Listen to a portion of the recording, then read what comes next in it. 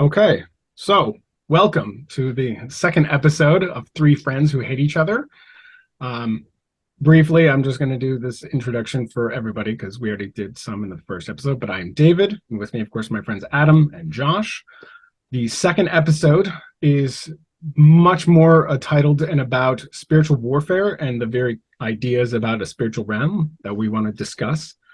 Um, and again, just to sort of go over the history of this for those that are listening. I have always liked how my friends think, not necessarily always the same things that they believe that I may agree with, but how they got to those thoughts and decisions and beliefs.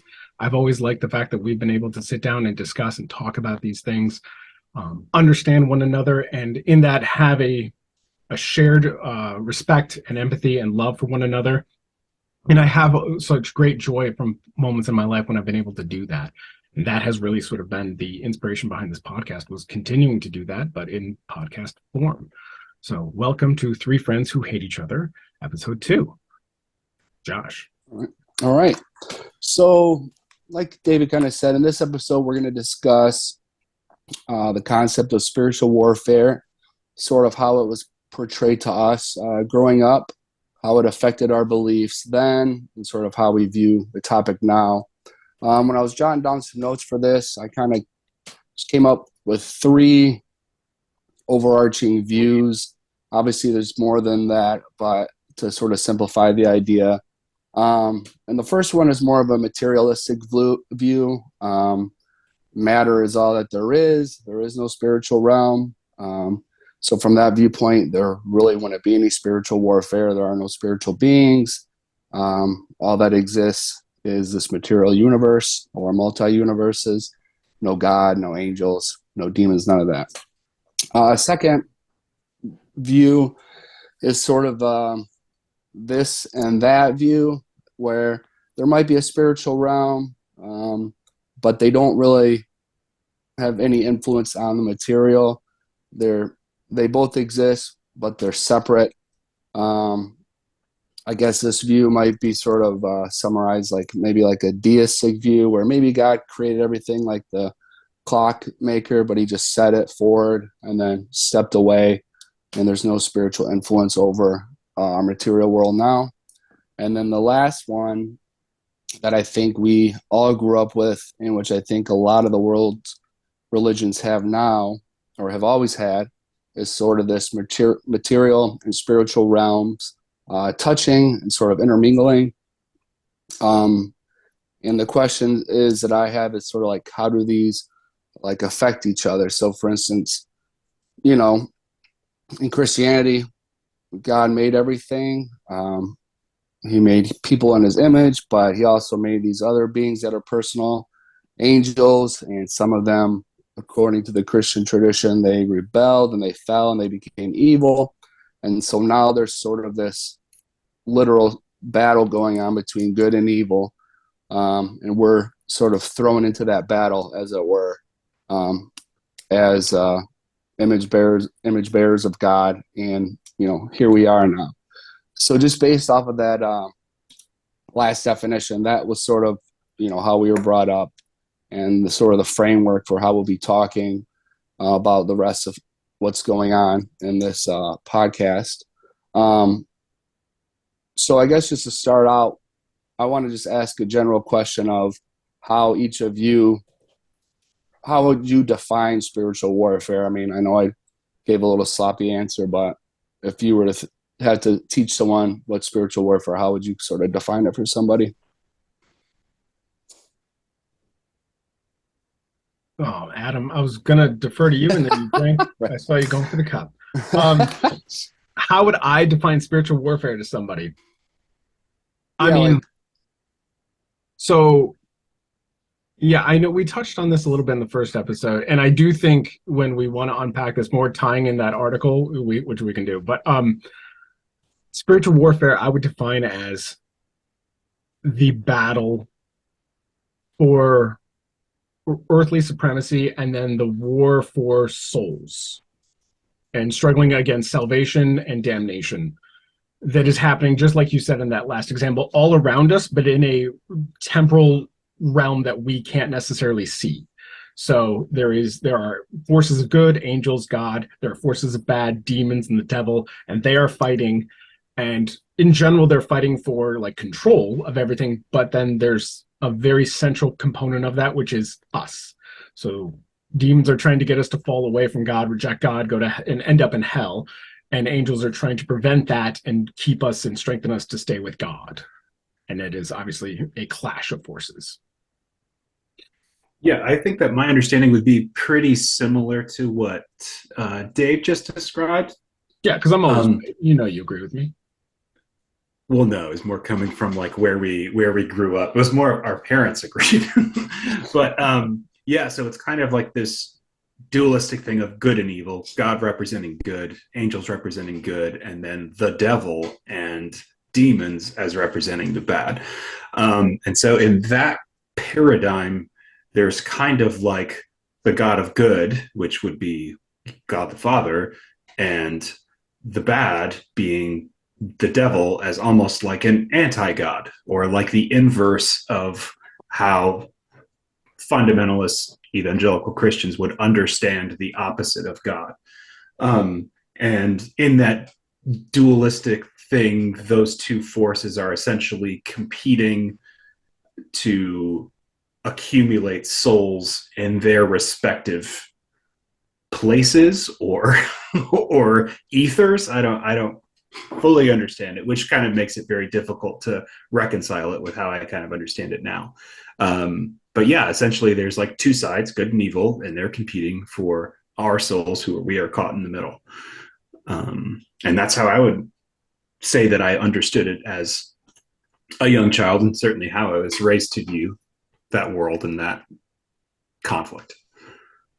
Do you think from that view, obviously this is for all of us, do you think from that view that that gives sort of the devil too much of a foothold? Like if God is eternal and infinite, and while the devil is a created being, it must be finite to some degree and fell, why do we talk about it as like good and bad and almost like a yin yang, like they're separate, not that, almost like the, I think it just gives it too much credit to like the evil aspect of it, like that it's half and half as opposed to like, 90-10 or whatever, you know what I mean? Like it almost seems like too dualistic to me from that perspective. But I mean, what do you, I was just gonna say, I mean, I think, yeah, of course. I think that that's where there's those inherent theological contradictions. If God is all powerful and everywhere, how is the devil not completely lost yet? How is there any battle or conflict whatsoever?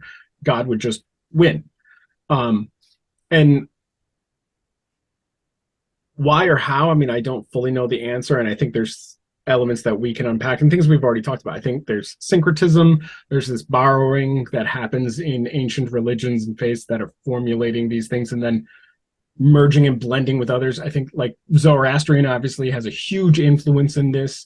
And then the merging of concepts of other gods or other beings becoming their bad gods, their demon gods. And so now that there's this battle, and I think something that you see a lot in scriptures, right? That so the Jewish people will obey God and they'll be everything will be great.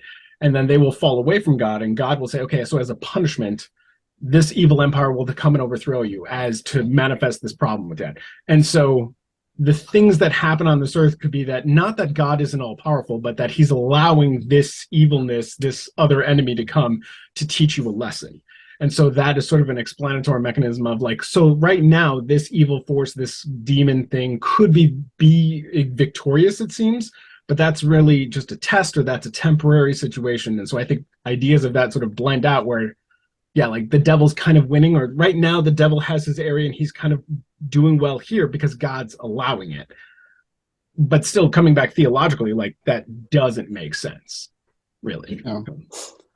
um Kind of going along with that, so when you guys were talking about we're like stuck in the middle, so from according to the Christian tradition, even even if you view the story as a metaphor, which a lot of Christians do and a lot don't, Adam and Eve are in a garden, but there's already the serpent figure who we assume, is the devil it's referenced to in the New Testament, but he's already fallen.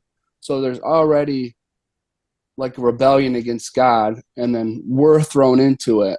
And then our fate sort of is determined by that struggle. That seems a little, I don't know if unfair is the right word, but I don't really, that kind of We got Jim. always rub me the wrong way. You know what I mean? And along with that, that aspect that the battle really is to save souls from an eternal hell. And a lot of people, when you talk about eternal hell, it's referred to as ECT, eternal conscious torment. Um, so people who believe in ECT, that this life, this 70-year life is really all you have. That's the battlefield for you. And if there aren't enough prayer warriors for you, or you were born under the wrong circumstances, or just like your mental makeup or your genetics or whatever have you, like that's sort of it. And then you're lost forever. Like that's not really a battle that I would want to be part of. How about, what do you guys think?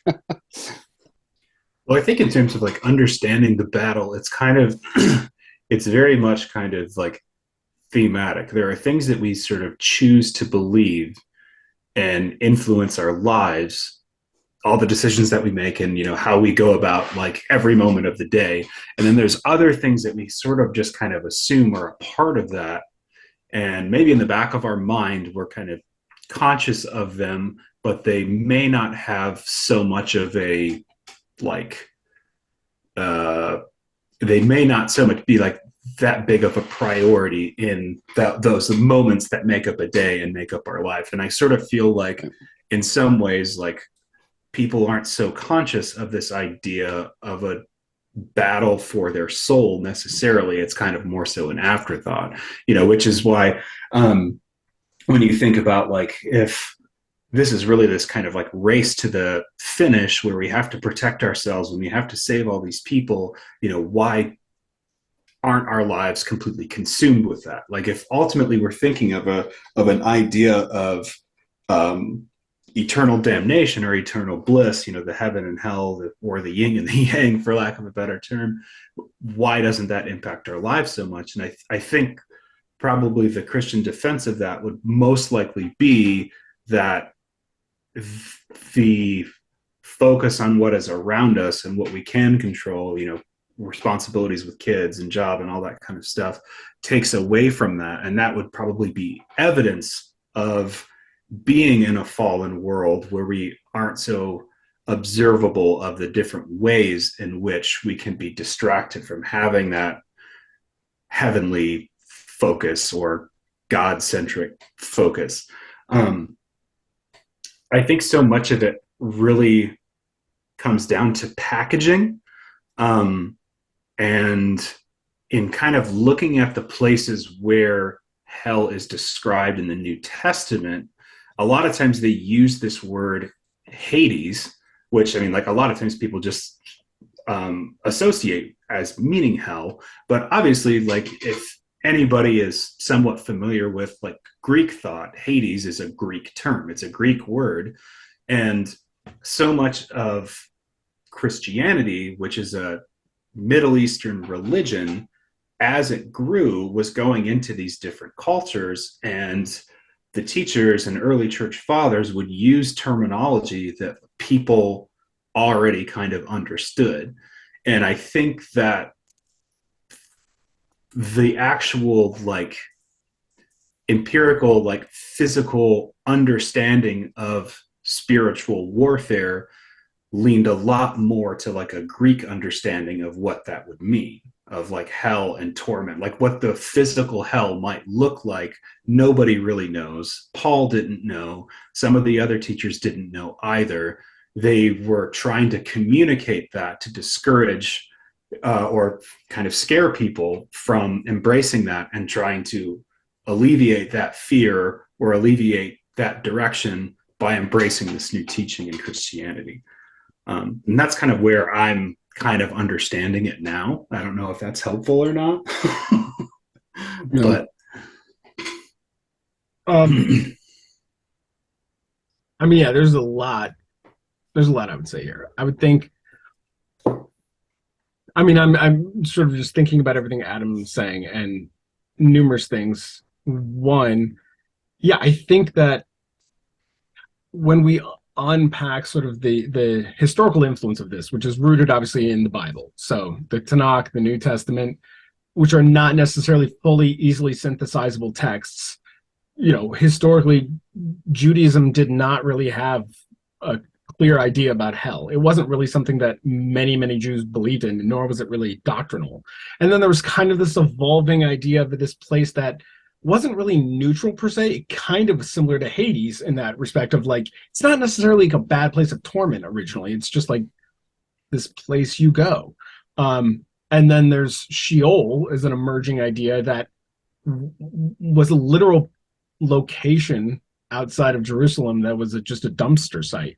It's a huge place where they throw garbage, and then after once in a while to contain that garbage, they just set it on fire. So there'd be just this in this valley, this huge pile of junk that's just burning for days and weeks on end, smells real bad, has fire ongoing. And so there's this that was Gehenna. Gehenna, yes. Yeah. Gehenna. And so they have this idea of this bad place, but as a theological, fully formed idea, I think one, either it did not exist for a very long time, especially the way we think of it now, or at the very least, it's changing. It's kind of always adding a new influence and adapting. Adam, like you talked about, I think there's this clear in the New Testament, this pivot towards a Gentile population, a Roman population, and the Romans loved everything that was Greek. And so, yeah, they have this infusion of sort of new ideas that'll be a little bit more palatable or just feel less strangely Jewish, this tiny sect that no one really knows anything about. And so we're going to infuse it with these more popular or widely understood themes. So at the very least, I think the takeaway is we today tend to think about these things as that there was this concrete place or image or construct, and that in the book of Leviticus, when it refers to this, it's the same thing that they're talking about in 2 Corinthians. And it's like, it's not. This is a changing idea. And that's strange, I think, for us to think about and how much it's influenced us today. As far as spiritual ideas or okay, so I want to talk about just briefly this text. So there was a reading that we had from Vox Media from April 2002, which was titled Revisiting the Christian Fantasy Novels That Shaped Decades of Conservative Hysteria. And there were books by Frank Peretti called This Present Darkness and Piercing the Darkness. And they were really popular books that was very much done in the age of like the satanic panic and sort of these shifts towards Eastern mysticism and all of this unknown. And they were both books were basically following some basic characters in small towns that were very good Christian, devout Christians, and people that they came in contact with and on the fringes of that sort of like nominal believers and whatnot. And at the same time telling a story that there is a huge spiritual battle of angels and demons that are directly connected to these people battling it out. They're hugely popular. I loved them. I read them both like 6 times. That explains so much. That explains a lot. I know, right? It seriously does. It seriously does. But so my takeaways from my childhood on that were, one, obviously Eastern mysticism and sort of watered down wishy-washy Christianity of hell is just it's a personal place inside you that's bad, or you don't have to believe every tenet of Christianity. That is this evil liberal, I don't mean liberal politically, just like this loose progressive wishy-washy Christianity that is just on the road to leaving Christianity. And in these books, for example, there's a pastor or there's a friend or just someone who's kind of this friendly-go-lucky Christian who's actually like possessed by a demon or influenced by dark things. And so there's this association of, if you bend or turn over any part of your absolute like total conviction of Christianity, that's the beginning of letting go and actually becoming possessed by a demon or falling away. And the fact that so much of this has a spiritual tie. Is there's texts where one of the main characters has to go to an important meeting to stand up for Jesus, and his car won't start. And with that text, they tie in the fact that there's a demon like with a sword through the engine, and it's preventing the car from starting. So there can be physical issues or problems that like happen in your life that are directly affected by spiritual realm and spiritual warfare. And part of that is because these demons don't want this Christian to go do that thing, to testify or stand up for someone, because they're so powerful with their Christian faith in that spiritual realm.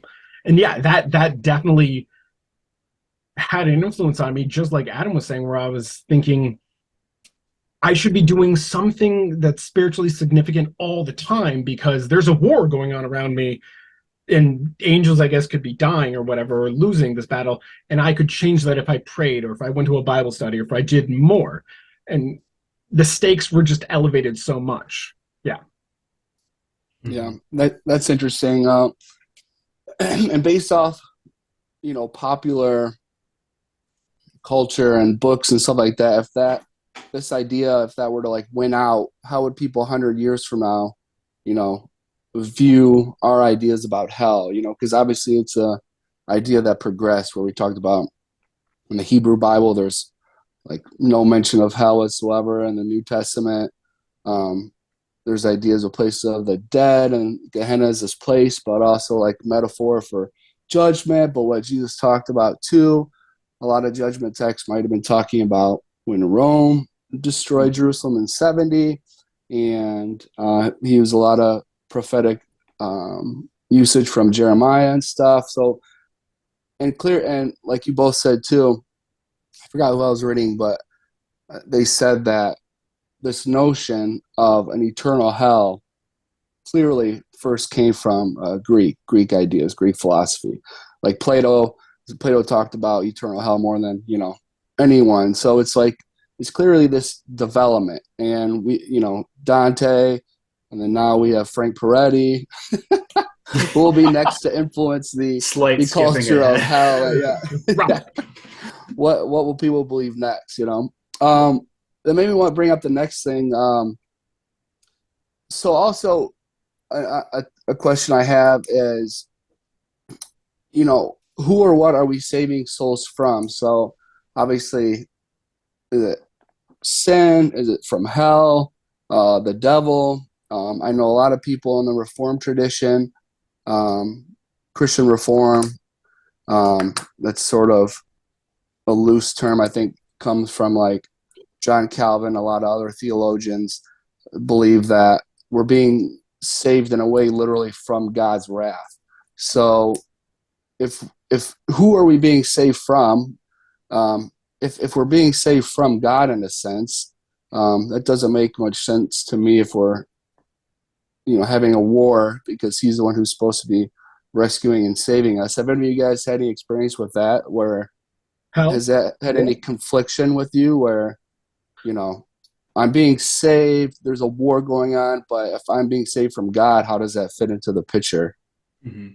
Well, I think just to kind of like sidestep like the Reform thing, because, Calvinist theology is essentially, in a very simplistic way, is that life is essentially predetermined, and those people who are quote unquote saved are actually already like they're the elect. So it's not so much like their personal choice of pursuing one thing as opposed to another, but it's more of coming to the realization that they are one of God's chosen, God's elect. So I think it'd be better if we have this discussion probably from like the standpoint of people are beings with free choice, and that the pursuit of God or of the teachings of Jesus or whatever are essentially your own thought and not like your inclination towards a predetermined outcome. Yeah, so that's true. So I think that's kind of where we should start with. And so your original question was essentially, what are we being saved from? Mm-hmm. Yeah. I would think that it's kind of like, going back to the analogy of like the yin and the yang, you have your good and your evil, and essentially which one are you going to pursue? And I think the way that it has always been explained to me in church is that essentially, one aspect of the yang, the evil, is the one that's most enticing. And then the one on the other side, the pursuit of God, is so much counter to what we understand by being beings in a fallen world, where it's kind of like hard to separate ourselves from understanding what is godly and what is good, because it goes so counter to our experience. And I almost kind of like a good way of explaining, or a good analogy of that is sort of like how I'm kind of unlearning some of the things that I don't agree with, like things that I didn't question as maybe like a younger person or somebody who was in church all the time. um, it's hard for me, even if I might kind of disregard some of those teachings, it's still hard for me to make that conscious step in my mind, or to even to question something that I'm hearing in church, or whatever, because it was hammered into me to listen, to learn, to not question things because, oh, those are too complicated, or, oh, you'll understand them later. And so it's hard sometimes to break out of what you've been taught or what you've been formed to believe. And so bringing that kind of back out between the yin and the yang, or the war between good and evil, is that the evil side greatest weapon, how I understand it, has always been enticing you with pleasure, enticing you. Sin is what you're not really supposed to do, but it's fun, or it feels good, or a bunch of your friends are doing it, and it's so hard to resist that and follow what is supposed to be good and selfless and godly. And so what we would be saved from is essentially following this pathway, which is evil and sinful and selfish, everything that isn't a description of God, and that leading to an afterlife of torment, or of something else that is living or existing in the absence of God. That would be kind of like how I would have understood it as a evangelical fundamentalist Christian. Yeah. I think what's interesting is I feel like in many ways we've kind of ended back up to some of the conversation we had at the first episode about this infantilized preschool understanding of something, and as we get older, that doesn't comport anymore. It doesn't work, and so we start asking bigger questions about that. Growing up, God made us perfect and wanted us to be this way. We fell away, this original sin, and so we now have this flawed nature. We're full of sin, and we will sin, and so because God hates sin so much and we're covered in it, everyone kind of has to go to hell. That's the outcome of this, that because we're covered in sin, God doesn't want that per se, but he is so just that he cannot abide sin, and salvation's the only thing that cleanses that. So because of that, we have to go to this eternal place. And as I got older, thinking about, okay, for one, so much of this is extra canonical, right? The idea of original sin is not super well supported in the Bible. This is Aquinas and Augustine, being very Platonic, Josh, as you talked about, and sort of infusing these things and interpretations in. And then, okay, so how, if God created everything, why does hell exist? Well, that's for the devil and the demons. Okay, well, then why do we have to go there? And why can't God just forgive us instead of doing this other thing? And that the theological explanations really started to not add up for me, and trying to understand, if God's all powerful, why can't he just forgive us? Why does he have to create a part of himself as a human and then kill that part to get us? Like, can't he just forgive and overcome this? Why does it take all of this? And just not fully comprehending the answers I'm getting back. I mean, I don't believe in hell at all in any form, but I think at the end of that was just an idea, an understanding that evil needed accountability. and it could not go unaddressed. And that if this world is not actually, is no longer just, either because it's fallen or just because that's nature, God needed to set that right. And so at some point it will be addressed, this injustice, this evil. And so if this world doesn't do that, at the end, God will do it in some form. And I think that was kind of where I ended up with this, whatever hell is, it's an accounting for evil and injustice as God corrects. Right.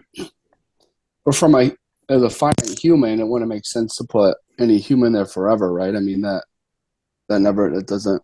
So there's this interesting concept about God. I mean, I think a lot of modern theologians don't use things that God is all this omnipresent, omniscient, all powerful, all knowing, these total claims. Because then there's this absolute logical contradiction between that God is fully merciful and fully just, because you can't be both. If you are fully just, that by definition is people getting what they deserve. If you're good, you don't, you get good things. And if you're bad, you get bad things. Merciful is people not getting what they deserve. We deserve hell, and God's like, I'm not going to make you do that. I'm going to give you something else. So God can't be fully, completely just and completely merciful. So I don't think that if any of the basic attributes of God, like God is loving, he doesn't even have to be all loving, but if he's generally loving, a temporal transit, like passing life, that this, if the eternal life is eternal, then a life that is, as Josh, you said, 70, which I'm hoping is a little thin, but let's say 80 years, whatever I do there, even if it's really, really bad, the judgment for that, the punishment can't be an eternal anything. That is counterbalanced. It's too much. And so if there were to be some sort of punishing after existence, I don't see how an eternal one could be not overkill, to use a good term. Like, that punishment. It wouldn't be just. Yeah, punishment doesn't fit the crime, sort of thing. Yeah. And I think if God, his goodness, his love, then anything that he does has to be in a form of like a correction, or to correct, to bring back, to restore, sort of thing. But moving on, so is this another question I had, like, is teaching about spiritual warfare, believing in it and sort of engulfing yourself in this idea, like, is it like a good thing? Is it healthy? Like, if you were a kid, I mean, and so much of this can be influenced by where you're born, what time period you're born in. If you're a desert, nomad or something, maybe you have to engulf yourself in stories of spiritual warfare just to make life interesting or something. But, like, do we have to do that now? Like, is this a good thing for the psyche of people and children, would you guys say? Like, has there been any repercussions from this idea for you guys, or no? Well, I think some of the repercussions is that someone's understanding of heaven and hell and God is a big scare tactic. Like, we talked about this a little bit last time, in the sense of, thinking of God is always watching us, God is eternal, omnipresent, whatever. Like, if how parents will use that sometimes to kind of control their kids. Like, I didn't see what you just did to your little brother, but God certainly does. Like, you're trying to guilt them into doing the right thing. Didn't you admit that you do that to your kids last episode? Yeah, 100%. Oh, yeah. I'm saying it's not right. And I'm also saying that it works.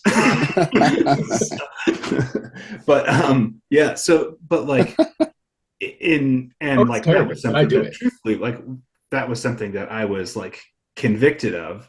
And, when I address my son about something that I don't do, I emphasize it on, like, I need to be able to trust you. And if I think you're doing something, then I want you to tell me.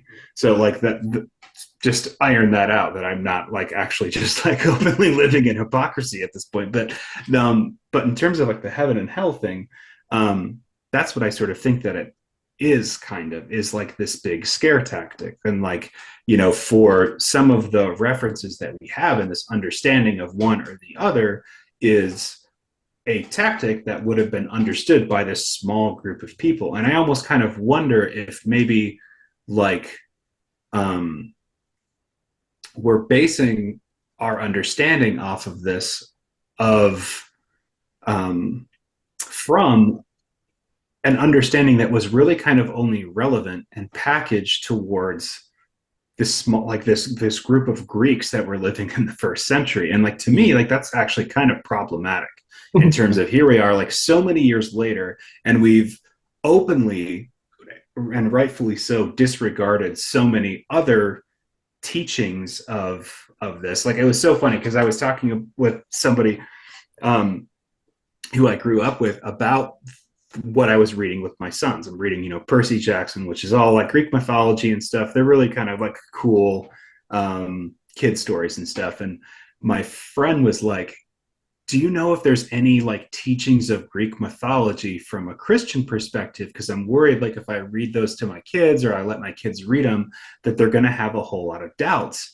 And I thought that was so ridiculous, because there's probably nobody who like uses Greek mythology as like their actual theology for understanding the world. So it's like you have like this thing that was so prominent in one part at the same time, and is today wholly discounted. Like, nobody, I've actually been to the top of Mount Olympus and didn't see any of the gods there, oddly enough. But and so yet we've hung on to this because it answers or affirms one kind of decision of like, oh, this is what I'm embracing, because if I didn't embrace it, look what it says in the Bible, this description of Hades and hell and torment. And it's like, I don't necessarily know if the original writers are meaning like this is what hell is, more of like they're giving an example of what existence could be like apart from the presence of God, and not to be like this is actually what is happening. And so kind of maybe jumping back to what you were talking about of very small, overly simplistic explanations for very large questions, that the term, like the understanding of heaven and hell, is like a prime example of that. And like, for me, how I understand it today is I don't necessarily know that like heaven or hell, for one, I'm never going to know that they exist. And truthfully, I don't even know that like when I would die, I don't think that I would be conscious of experiencing one or the other. I saw this. So there's when my wife and I went to, it was, I think it was the Ottawa National History Museum. It was in Ottawa, Canada. And they had this exhibit on the concept of God. And it wasn't like an evangelistic tool. It was literally kind of like painting a picture of how different cultures, different faiths understand the term God. And they had this like video diary where people would share their understandings of the afterlife. And there was this one guy who was Jewish, and he described it as like, from what I understand, that like like when I die, my soul will be in one certain place. But the thing is my soul is there, and I'm not necessarily conscious of experiencing one or the other. And so, not to say that like, oh, I heard this one random person in a video diary at a museum in Canada and it totally changed my life, but it got me kind of thinking, because how I would have described it maybe 2 years prior to this was this idea that basically like I'm dead and I'm fully transported into some other kind of realm where I am experiencing and am conscious of either experiencing the presence of God or experiencing the complete absence of the presence of God. And now I just kind of think that I don't believe that it's really kind of either. If we die and our soul exists eternally, I don't know that I would be aware of what comes next, nor would I really need to be. It's like an unconscious soul, huh? That's interesting. So, Sounds like kind of Eastern, like maybe a drop in the bucket sort of, or a drop in the ocean sort of thing. Yeah. Well, I mean, because you think about it, like your conscience and your consciousness isn't like, if you're thinking of your soul as being separate and sort of like a spiritual component of your existence, your consciousness is 100% a physical existence. I mean, it's like a result of your brain, Yeah, like and interacting with everything else that you see, all the stimuli or whatnot.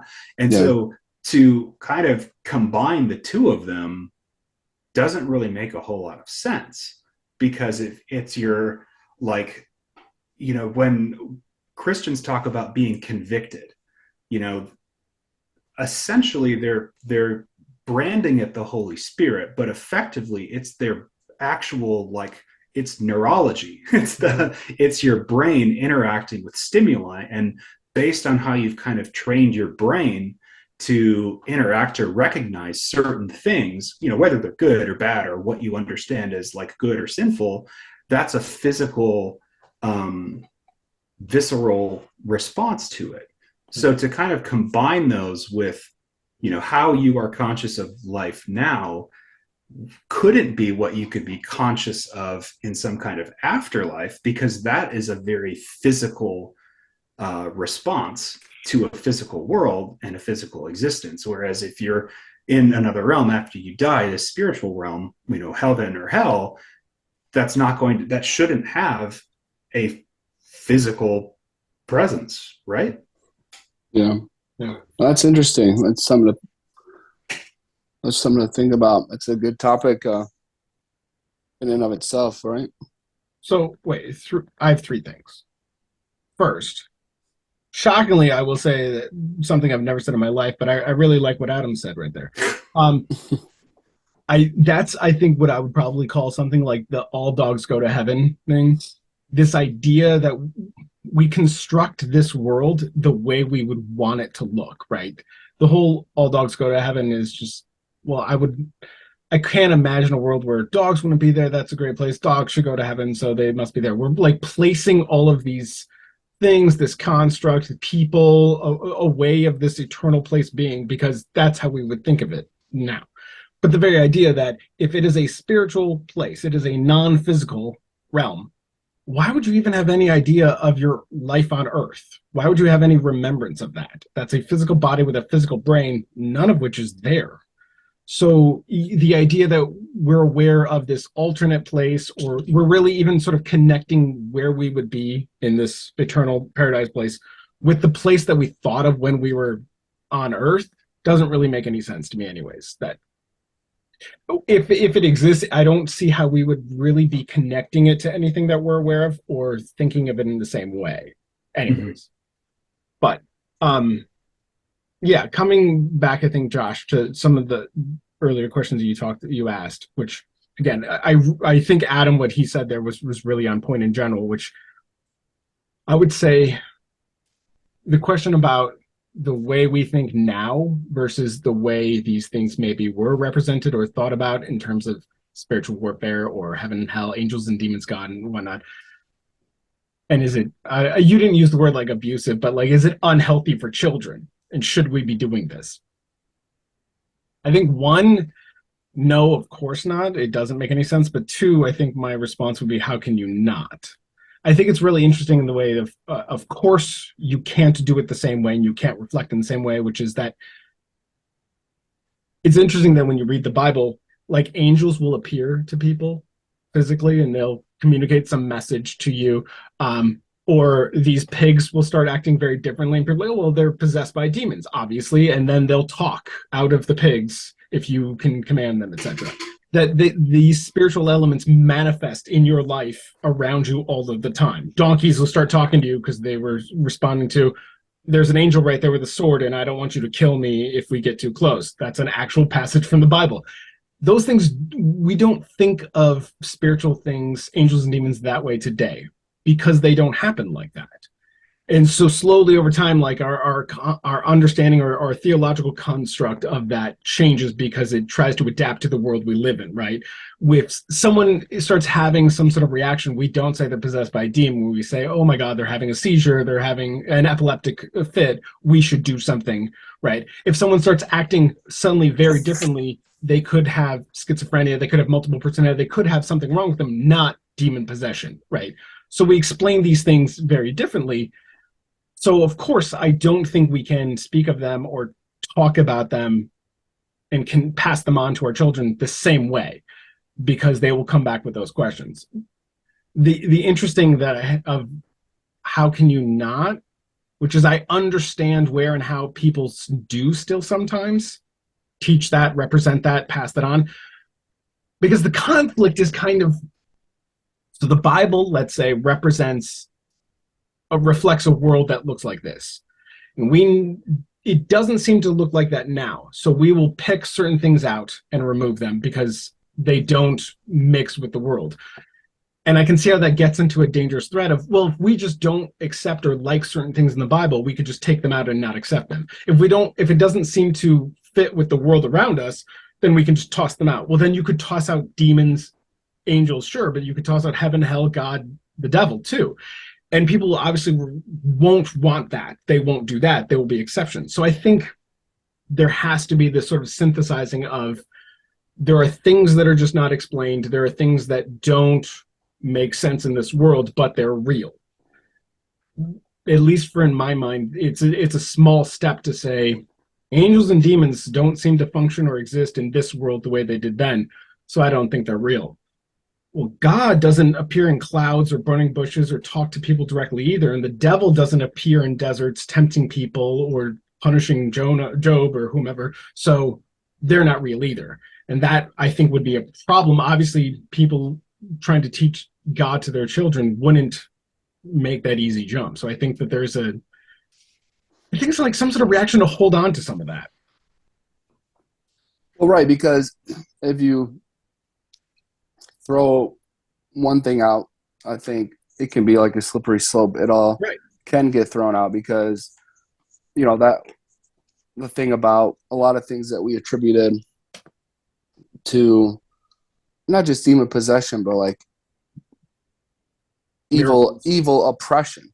Like, so even people who don't have mental illnesses, but you were people who couldn't walk or they couldn't talk or Yeah. something, those were people who were oppressed by evil. And so Jesus goes about healing them, doing good, and liberating them from those things.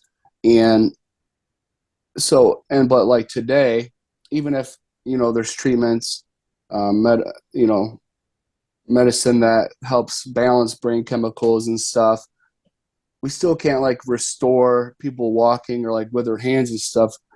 So it's like, to me, it's like, if you say those things aren't aspects of evil oppression, like, are they even evil at all? You know what I mean? Like, are those things evil then? And then if they're not evil, then in what sense are they bad? You know what I mean? That, I guess that just gets to the whole concept of if there's a spiritual realm or not, if there is a God or not.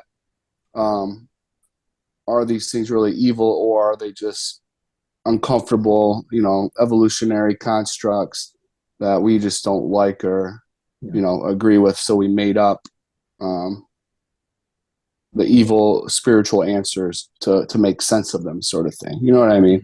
Yeah, So, well, I think that's actually exactly what it is. I mean, like, at its core, any kind of religion or faith, whether it's still prominent or in existence today, is like established by a group of people to help understand like their situation. Like, I mean, going back to the Greeks, they have all these different gods, and like many other polytheistic faiths have this too, where they have all these different gods that are kind of in control or distribute some type of element that affects human life. And so in order to have that, whether it's sun or whether it's water or whatever, they have to provide some kind of thing to appease that god. And maybe they found something that like, oh, if we do this, like this traditionally, like it's almost like a wives' tale. Like, oh, you do this and it provides you with like the thing that you're looking for. You've appeased the god in some way. Yeah. And so religion at its whole, Christianity aside, is like a way of understanding your current situation. And really where Christianity began, it was in a province under Roman occupation. And like I actually put this in my notes on like a lot of these analogies of warfare, spiritual or otherwise. I mean, just packaging that as a sense of warfare made a lot of sense to those people there, because they literally were kind of living in a state of potential uprising or post uprising. Like if you're a Jew in Jerusalem in the 30s AD, that was like a very real experience. Like, very soon after like Jesus's ministry begins, Jerusalem had actually just gone through a pretty major uprising. And then, of course, like years later, around like, what was it, 70, 75 AD, when finally Rome was just like, okay, we're shutting this whole thing down. That's a kind way of putting it. Yeah, very. I like to give the Romans a pass on a lot of things. But like again, like this comes down to packaging and communicating with your audience. I mean, it's a way of essentially like using ancient media. You're speaking to their existence and trying to provide them with some type of closure or some type of insight into maybe making a change or just understanding what's happening around you. And, I think of how, like that, what was the book? Oh, the book Zealot by Reza Aslan, who like he writes essentially a very secular biography of Jesus, just the same way that somebody would write a biography on George Washington, explaining the context in which he grew up in, how he lived, why he's relevant. And so in that book, it's kind of operating under the premise of that Jesus was essentially a zealot against the Roman Empire. Now, kind of like not disregarding, but sort of sidestepping the spiritual significance of Jesus, his actual existence in real time. What that was essentially somebody who was rebelling against the Roman Empire, but doing it in very much like a different, non-traditional way.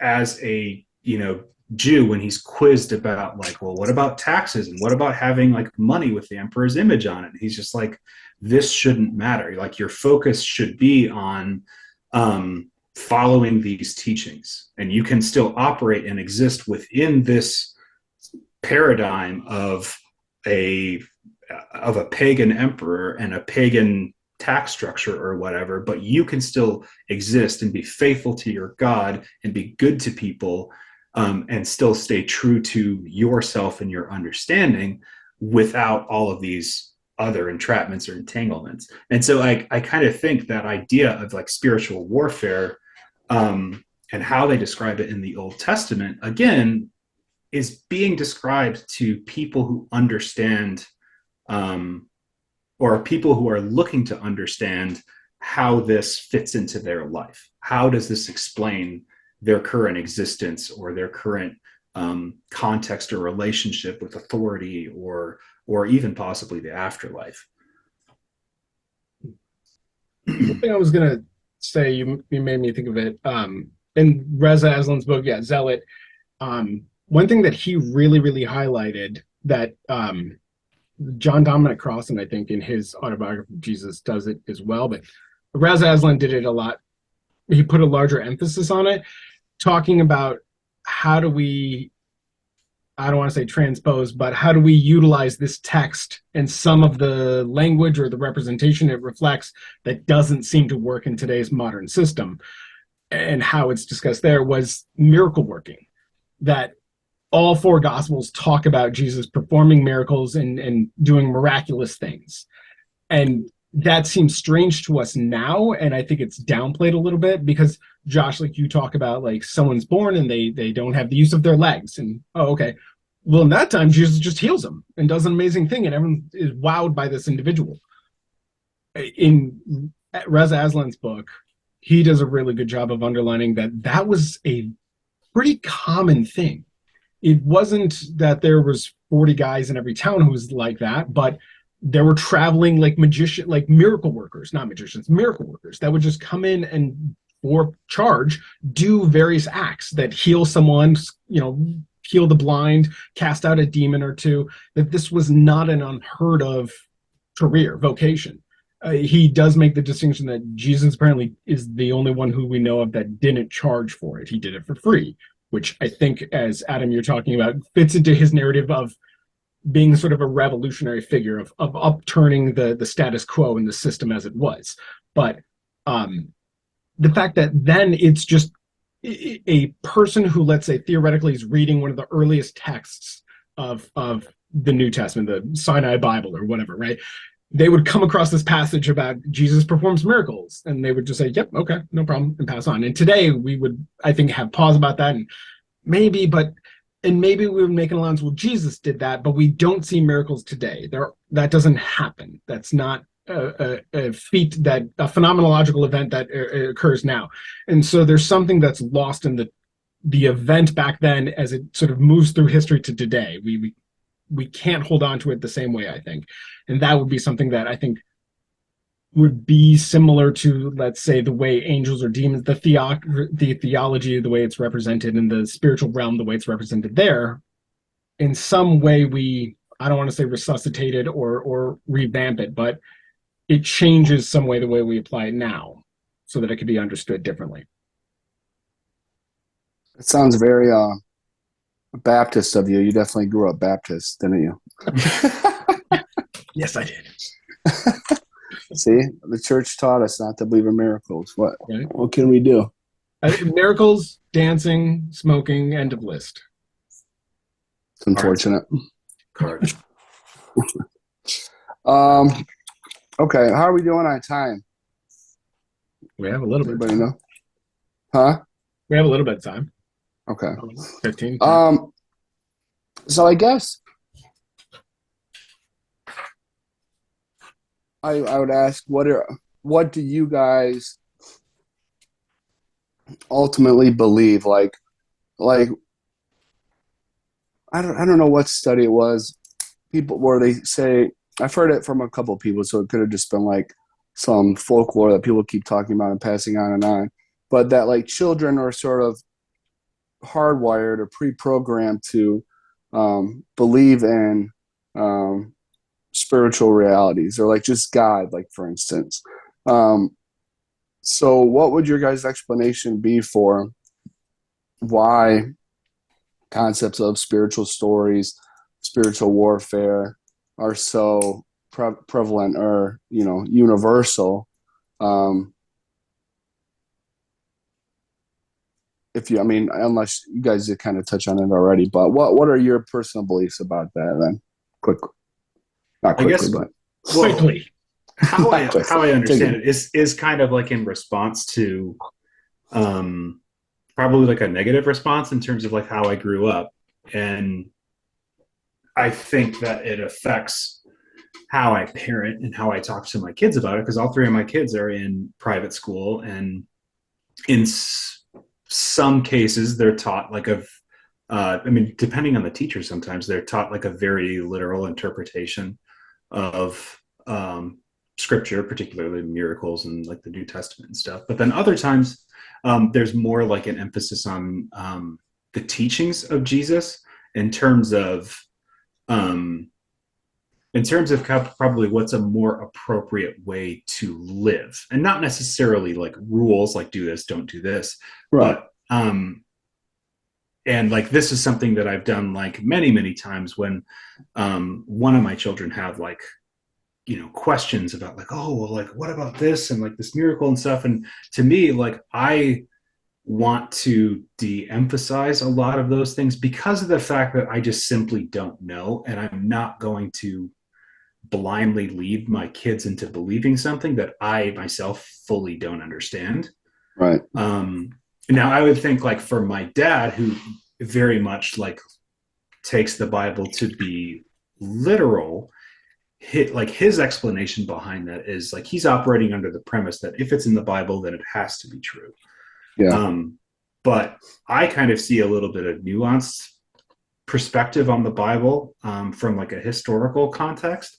So I don't really kind of emphasize a lot of those things. But like if I were to go to the Sermon on the Mount, I read through that thing line by line, and there's not really anything in there that I kind of take umbrage with, like blessing the peacemakers and how the meek will inherit like the kingdom. Those kind of things are like, to me, sort of encapsulate what living as a Christian should be. Not scaring people of the alternative, but kind of like, you're here now in this physical realm, and people may have an understanding or an assumption about what comes after, but there's no escaping the fact that you're here and you're now. So what should you do?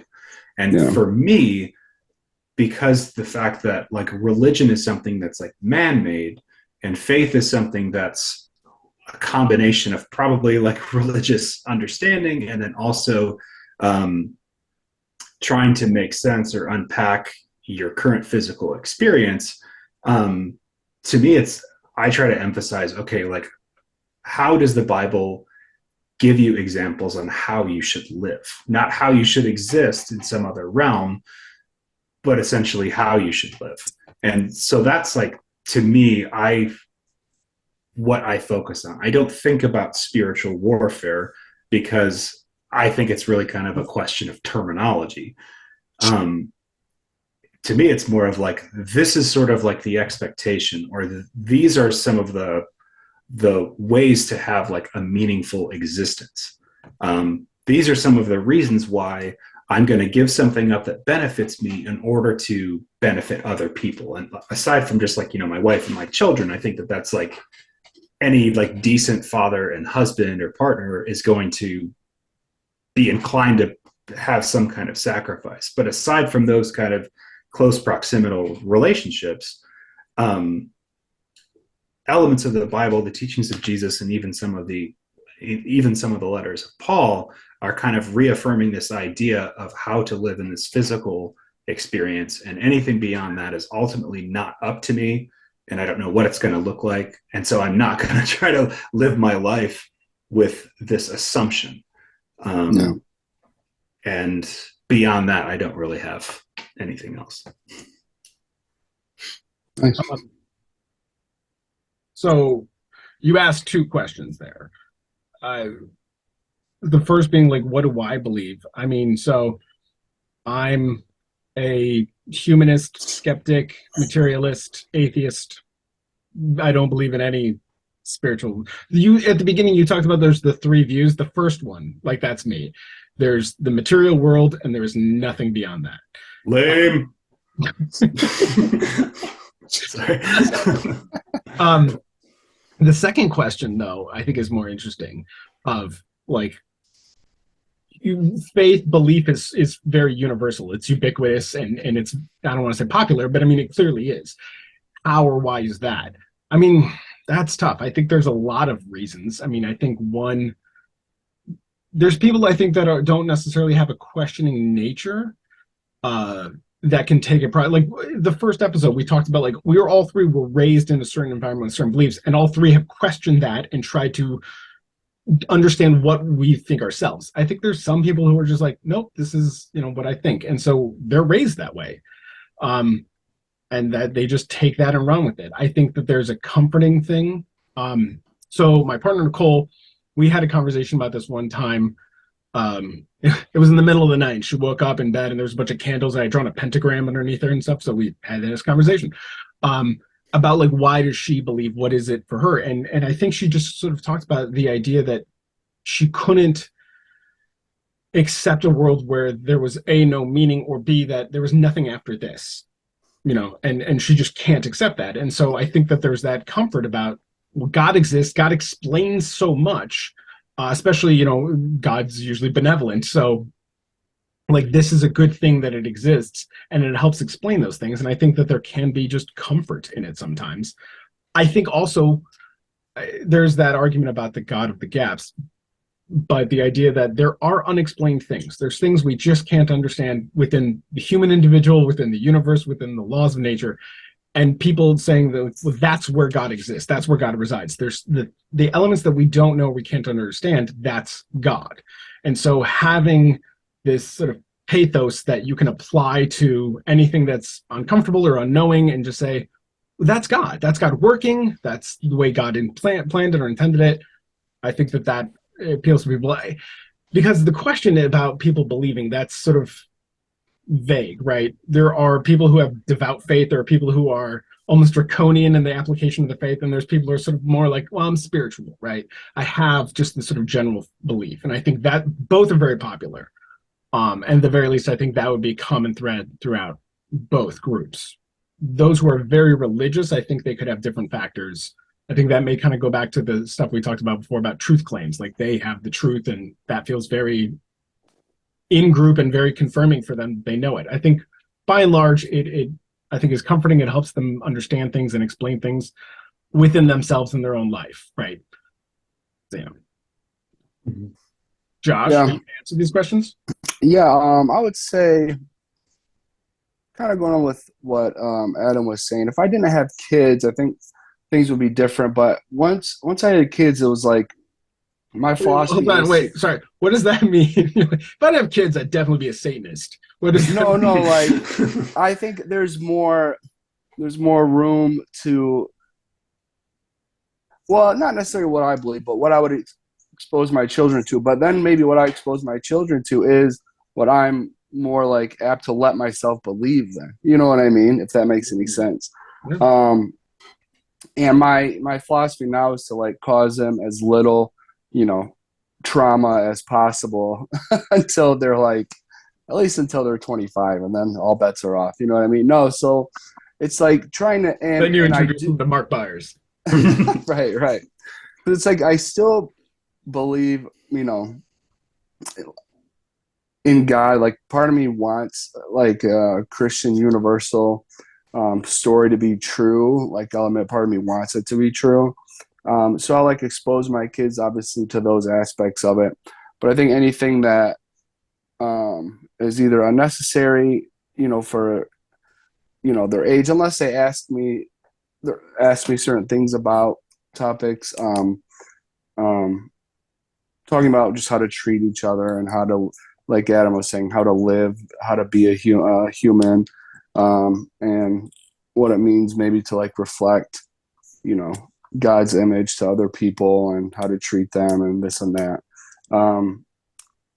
Because I'm a big proponent, like, of if it doesn't benefit me, like if I'm not growing like in a good way, if I'm not becoming like more peaceful or wise or even like happy as a result of certain things, like why would I continuously like either believe these things or expose myself to them or whatever? So I've definitely shifted to a much more pragmatic element of faith, of I think of what is like good and beneficial to myself and my kids and my wife. So I think that's where I'm at now. I mean, I can't say, who's to say what is happening in the spiritual realms, but I don't know, if it doesn't make someone a better person, don't convince them of something. If it's gonna harm them, type of thing. So I don't know. Mm-hmm. That's where I'm at. Oh, this will be the last question. We can wrap up with this. And this is kind of a little off-topic one. Wait, should we stop it now? Do you think? What do you guys No, think? because now I want to know what this off-topic question is. Oh no, it's not off-topic. It was just the last one on there. Adam, what were you gonna say? Is it about the movie? I was going to say, if it's like a completely off topic, we could save it for something else. But if it does play a part in this, then Well, it was just the last one on the notes about, do you think spiritual warfare, this whole like narrative story we tell each other, do you think it promotes violence and war and apocalyptic elements and the real, like not the real world, like in our earthly existence, like going off of, Frank Peretti stuff or Left Behind stuff, and pastors like what the heck was that guy's name? Just have such a big influence over protecting certain nations and military intervention by the Pat U.S. Robertson? No, it was a guy from Texas. He was short and he always Bill yells Hagee. real loud. Hagee, yeah, Hagee. Well, I don't know what his first name is, Bill. but Hagee. I think Bill. Yeah. So, yeah. What are your guys' thoughts about that, So, Roy? three things. One, I'm so proud of us that we got through this whole thing without mentioning what was the televangelist name who would speak in tongues? Benny Hinn. Oh, No, the one. the farting preacher. Yes, He's that guy. awesome. You should just That's put that on all here. spiritual warfare. So yeah. As far as like, does it promote those things? I mean, does it promote, I think, like an extremist ideology? Yes. Yeah.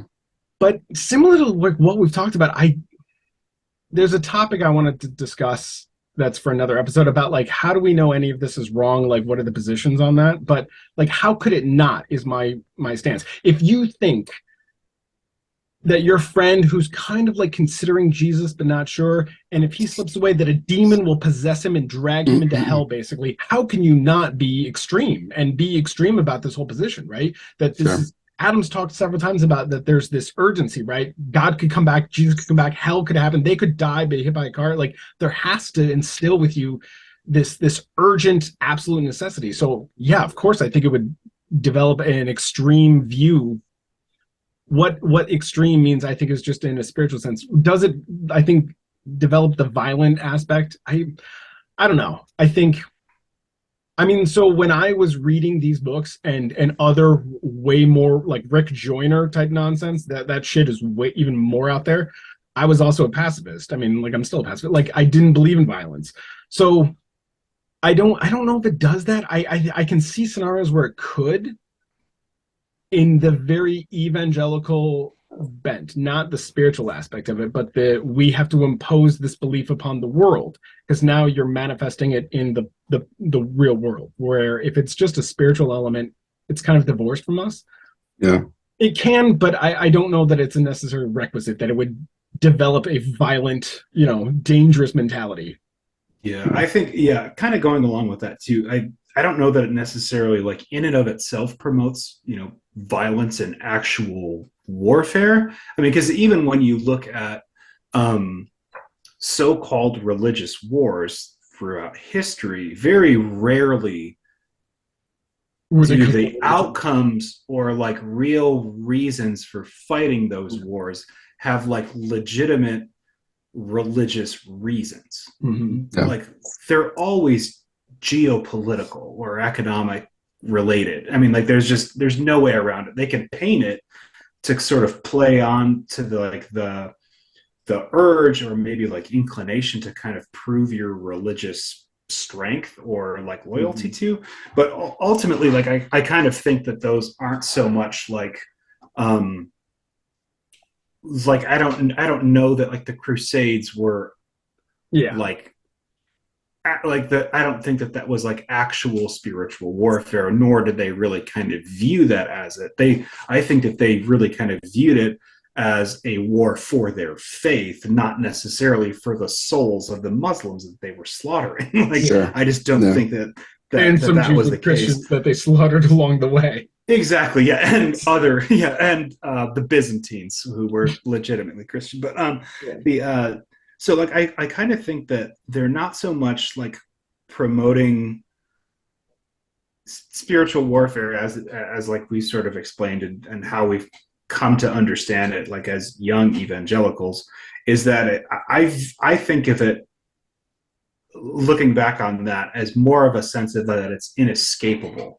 Because like to use your analogy, David, of like, you have this friend who maybe they're on the fence or they're asking questions and you feel like they're maybe leaning towards like embracing Christianity. I always think of it with like, I would have interpreted something like that as like, oh, that's the Holy Spirit, like convicting them. Mm-hmm. And of course, like in the Christian tradition, there's kind of this like weird element of like, there are your works that have influence, but ultimately it should be the work of the Holy Spirit or like the Godhead to kind of like to do the work within that person. And so I don't necessarily know that like this concept of like, demon possession, all this kind of stuff is like so much under our power. It's more of like we have to be aware of it, which should urge us to kind of embrace the teachings of Christ all that more. And so, I think it's kind of more of like there's a sense of urgency in the sense that you would want to save a person's soul, but ultimately that it's really not you saving them. It's essentially you're a conduit from the divine. So again, I kind of think of it as like spiritual warfare is inescapable.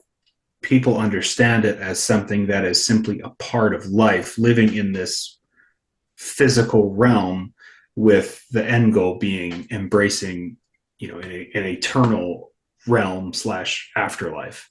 So I don't know that that necessarily promotes violence, but I do think that it encourages not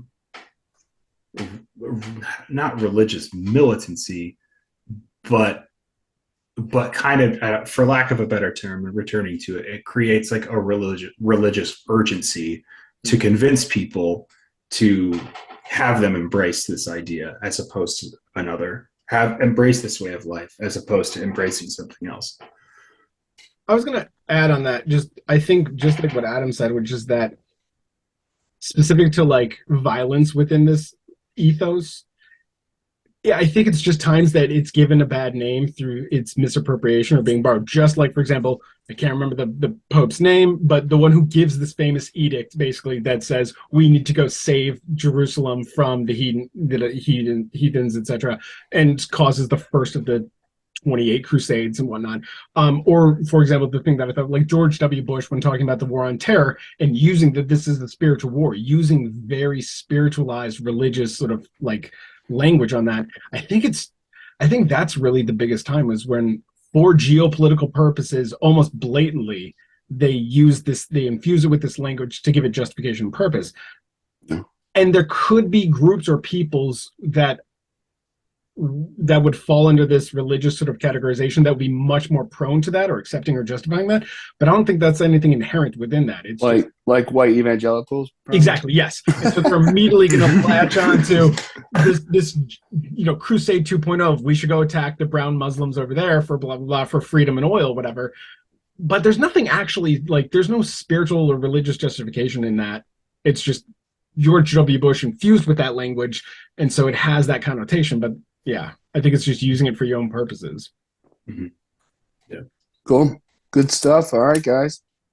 All right. Well, I think that wraps it up. Awesome. Well, thank you, El, for joining us for the episode 2. And stay tuned for the many more. We'll have future questions. I hate one of you.